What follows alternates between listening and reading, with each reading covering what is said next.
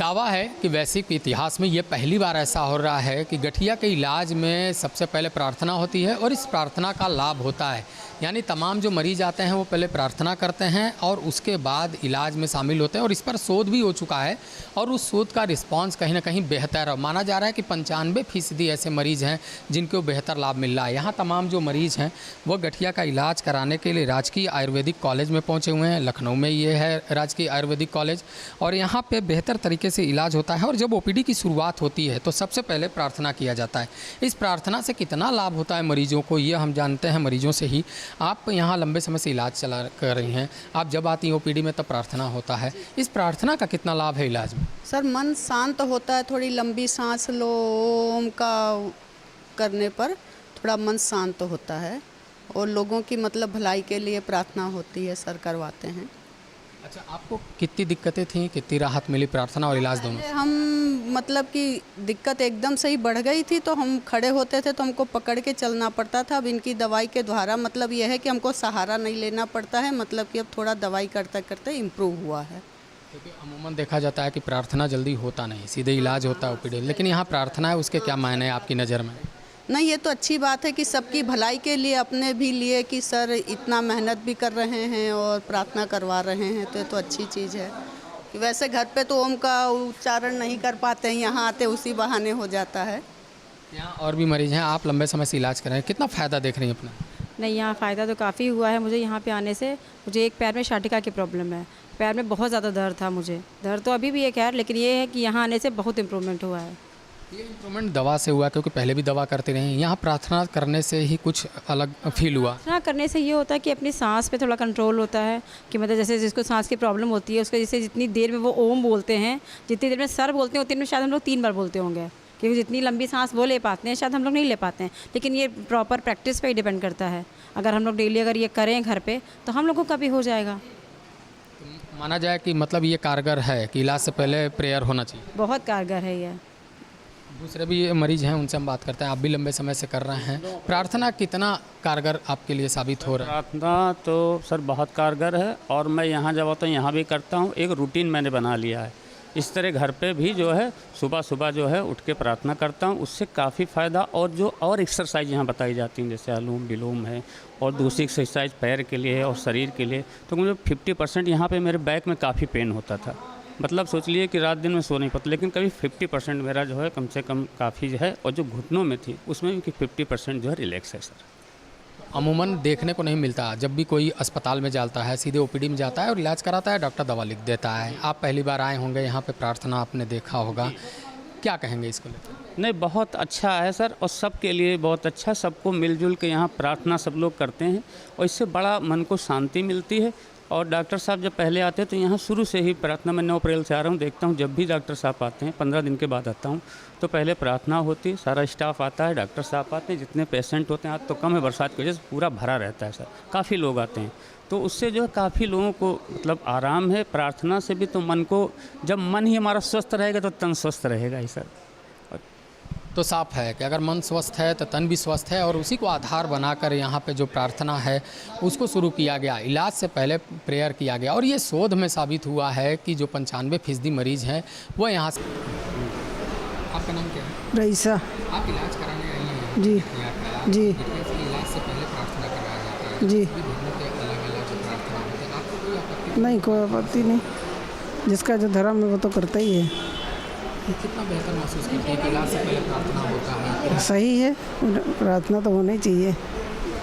मैं यहाँ आगरा एक्सप्रेसवे के पास गांव से आया हूँ और आप यहाँ आए, ये इसके लिए आपको मेरा धन्यवाद, क्योंकि इस संस्था का अगर प्रचार होगा तो ज़्यादातर लोग आएंगे, ज़्यादा पेशेंट आएंगे। इस पैथी में, आयुर्वेदिक में, ये हमारी पुरानी पद्धति है और इसका हमारा साइड इफ़ेक्ट नहीं है, मेडिसिन से कोई साइड इफ़ेक्ट नहीं है। तो अगर इसका हम लोग इलाज कराएं तो इसका बहुत बेहतर परिणाम निकलेंगे। और मैं 2 महीने से करीब चल रहा हूँ, मेरे को 20% इससे घुटने के दर्द में फ़ायदा हुआ है। और सबसे बड़ी बात यह है कि किसी भी इलाज में मेडिकल स्टाफ का बहुत बड़ा योगदान होता है। वो योगदान ये है कि कोऑपरेशन और अच्छा जो मिलना जुलना या बात करना, इसका बहुत बड़ा असर पड़ता है। वो यहाँ का हमारा स्टाफ जो है वो बहुत अच्छा है। दूसरी चीज़ साफ़ सफाई और हर चीज़ यहाँ पर व्यवस्थित है। इसलिए हम ये गुजारिश करेंगे अपनी और पब्लिक से कि ज़्यादा से ज़्यादा आकर के इसका लाभ उठाएं। अमूमन देखने को मिलता है कि जो भी ओपीडी होती है, ओपीडी में मरीज आता है, इलाज कराता है, चला जाता है, लेकिन लखनऊ का राजकीय आयुर्वेदिक कॉलेज का गठिया केंद्र एक ऐसा केंद्र है जहां पर मरीज आते हैं, बैठते हैं और 9:30 से 10 के बीच में प्रेयर यहां पर करवाया जाता है। उसके बाद ही इलाज शुरू किया जाता है। डॉक्टर का मानना है कि प्रेयर करने से इलाज में काफ़ी सफलता मिली है और इसको लेकर एक शोध भी हुआ है। हमारे साथ गठिया केंद्र के निदेशक डॉक्टर संजीव रस्तोगी भी हैं, उनसे हम बात करते हैं। सर, आपका शोध है कि जो प्रार्थना होती है उससे इलाज में काफ़ी फ़ायदा होता है, तो क्या कुछ लेकर आपने शोध किया? प्रार्थना, देखिए, दुनिया के सारे संप्रदायों में, दुनिया के सारे धर्मों में प्रार्थना का बड़ा महत्व है। और डॉक्टर चाहे जितना, मेडिकल सिस्टम चाहे जितना एडवांस हुआ हो, प्रार्थना का महत्व अपनी जगह बना हुआ है। बड़े से बड़ा सर्जन भी सर्जरी करने से पहले जाता होगा तो ईश्वर की प्रार्थना करके ये निवेदन करके जाता है कि वो जो काम करने जा रहा हो वो उसमें सफलता मिले। इस सोच को लेकर के हमने, जैसे आपने कहा कि बिल्कुल ठीक बात है, किसी भी जगह अस्पतालों में इस तरीके की प्रक्रिया नहीं होती, क्योंकि हम दवाई पर ज़रूरत से ज़्यादा भरोसा करते हैं और बहुत सारी उन चीज़ों में जो व्यक्ति को मदद करती हैं उनको हमने इग्नोर कर दिया। जबकि बहुत सारी ऐसी जगहों पे आपको ये देखने में मिलता है कि दवाइयाँ बहुत अधिक काम नहीं करती। जो रोगी ठीक होता है, हमारा सब आयुर्वेद में बेसिकली यही मानना है कि रोगी जो ठीक होता है वो अपने मनोबल से ठीक होता है। दवाइयाँ मदद करती हैं, उसमें चिकित्सक सहारा देता है, चिकित्सक उसकी मदद करता है, लेकिन रोगी का मनोबल अगर बहुत अच्छा नहीं है तो शायद वो ठीक नहीं हो सकेगा। तो प्रार्थना एक ऐसा रास्ता है जिसके सहारे से हमने मनोबल को बढ़ाने का प्रयास किया है। रोगियों का मनोबल बढ़ता है, उससे रोगियों को ऐसा अंदर से महसूस होता है कि नहीं, वो अच्छी जगह पर हैं जहाँ उनका उपयोग अच्छी तरीके से इलाज हो सकता है और वो और बेहतर हो सकते हैं। जो आपका शोध है सर, वो कितने दिनों का है और कितने फीसदी मरीजों के अंदर ये सफलता देखी? 6 महीने हमको ये प्रार्थना यहाँ पर करते हुए लगभग 18 महीने हो गए हैं। ये नियमित प्रक्रिया है हमारी। नियम से पिछले साल फरवरी से हमने शुरू किया था और नियम से ओपीडी शुरू करने से पहले हम लोग हाथ जोड़ करके प्रार्थना करते ही हैं। और प्रार्थना की सबसे बड़ी विशेष बात यह है कि प्रार्थना, ये यूजुअली आप देखेंगे मंदिर में जाते हैं तो आप प्रार्थना अपने लिए करते हैं। यहाँ की प्रार्थना अपने लिए नहीं है, ये सर्व कल्याण की प्रार्थना है। हम चिकित्सक होकर के प्रार्थना अगर करते हैं तो हम ये प्रार्थना करते हैं कि हमारे पास आज जितने भी रोगी आए हैं उनका हम जिस विधि से जैसे भी कल्याण कर सकें, ईश्वर की मदद से उनका कल्याण हो। रोगियों को भी हम यही कहते हैं कि भाई आप भी यहाँ पर आए हैं, आप अपना कल्याण तो चाहते हैं, लेकिन हम चाहते हैं जितने लोग यहाँ पर उपस्थित हैं सभी का कल्याण हो। सबसे बड़ी विशेष बात इस प्रार्थना की यह है कि इसमें खाली रोगी शामिल नहीं है, इसमें चिकित्सक शामिल हैं, इसमें चिकित्सा का हमारा सारा संप्रदाय शामिल है, हमारे जितने असिस्टेंट हैं, पैरामेडिकल स्टाफ शामिल है, शोध छात्र हमारे शामिल हैं। इसका मतलब क्या है कि ये सामूहिक प्रार्थना है। ऐसा विश्व में कहीं नहीं हुआ। प्रार्थना जितनी भी जहाँ पर भी होती है, कॉलेजेस के अंदर या चिकित्सालयों में जो प्रार्थना होती है, वो प्रार्थना फोकस्ड होती है, 1-to-1 प्रार्थना होती है। जैसे कोई रोगी आईसीयू में भर्ती है, आप कहते हैं कि उसके लिए प्रार्थना करनी, तो कोई जाता है वहाँ पर और उसके लिए प्रार्थना कर देता है, तो वो व्यक्ति विशेष की प्रार्थना है। यहाँ पे आप सर्व कल्याण की भावना से प्रार्थना करते हैं। तो सर्व कल्याण की प्रार्थना जब आप करते हैं तो उसमें आपका कल्याण निहित होता है, उसके अंदर आपका भी कल्याण निहित है। तो पिछले 18 महीने से हम लोग कर रहे थे। हमने पीछे कुछ समय में एक ऑब्जर्वेशन करना चाहा इसको, मतलब जब हमने ये शुरू किया था तो हम शोध की दृष्टि से नहीं कर रहे थे इसको कि हम कोई शोध करेंगे इस पर।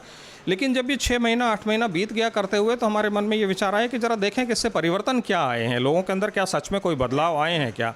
तो उसको लेकर के एक सर्वे का फॉर्मेट बनाया हमने, क्वेश्चनेयर का फॉर्मेट बनाया, और उस क्वेश्चनेयर को फॉर्मेट को लेकर के रोगियों से हमने पूछताछ की कि भाई आपके अंदर क्या बदलाव आए हैं। हमने चिकित्सकों से बातचीत की कि आपके अंदर क्या बदलाव आए हैं, और पैरामेडिकल स्टाफ से भी बातचीत की कि आपके अंदर क्या बदलाव आए हैं। यदि आप प्रार्थना में शामिल हुए हैं तो आपको अंदर से क्या महसूस होता है। तो परिणाम उसके जो थे वो अपेक्षा से कहीं ज़्यादा बेहतर थे।